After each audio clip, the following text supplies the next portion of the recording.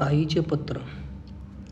रात्रीचे 12 वाजले. आई एक नजर दाराकडे तर एक नजर घड्याळाकडे फिरवत होती. तितक्यात दाराची बेल वाजली. आई ताडकन उठून दार उघडायला गेली. दारात मुलगा प्रकाश व सून दीपा यांना बघून आईने लगेच प्रश्न केला, "इतका वेळ कुठे होता? मी कधीची वाट बघते." "आई, मी काही लहान नाही. माझी काळजी नको करत जाऊ." "अरे बाळा, आईसाठी मुलगा लहानच असतो. चल हातपाय धु, मी जेवायला घेते." दार लावत आई बोलतच होती. प्रकाश रूममध्ये जाता जाता बोलत होता, "मी बाहेरून जेवण करून आलो. तू झोपून घे आणि मलाही शांत झोपू दे." असे बोलत धाडकन दार लावले. "अरे, मी तुझ्या आवडीची खीर बनवली आहे." "अगं, तुला एकदा सांगितले ते कळत नाही का? मी जेवण करून आलो. झोप बरं आता." पण आईला कशी झोप लागेल? तीही जेवायची थांबली होती. किचनमध्ये जाऊन एक ग्लास पाणी पिली आणि तीही रूममध्ये निघून गेली. सकाळी प्रकाशला जाग आली. बघतो तर 9 वाजले होते.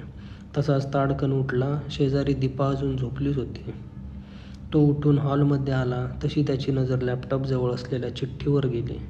कसली चिठ्ठी आहे म्हणून तो उघडून बघितली तर काय, आत लिहिले होते, "प्रिय बाळा, तुला माझे पत्र बघून आश्चर्य वाटत असेल. एका घरात असून पत्र का लिहिले? बोलता नसते आले का?" "हो रे बाळा, बोलता आले असते, पण तुला वेळ नसतो. एखाद्या एक्सप्रेससारखी गाडी स्टेशनवरून जाते तशी तुझी पण अवस्था असते. बरे, ते जाऊ दे. काल तुझा वाढदिवस होता ना, त्यामुळे मी तुझ्या आवडीची खीर बनवली होती. विचार केला आज सर्व सोबतच जेवण करू. पण तू मित्रासोबत पार्टी करून आला.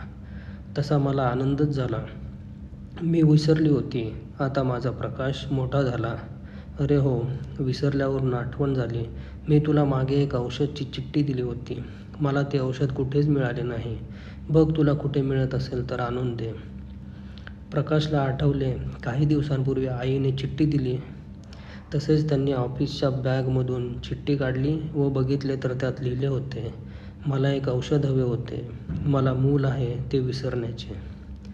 तसे त्याचे डोळे भरून आले. "आई, मी खरंच चुकलो."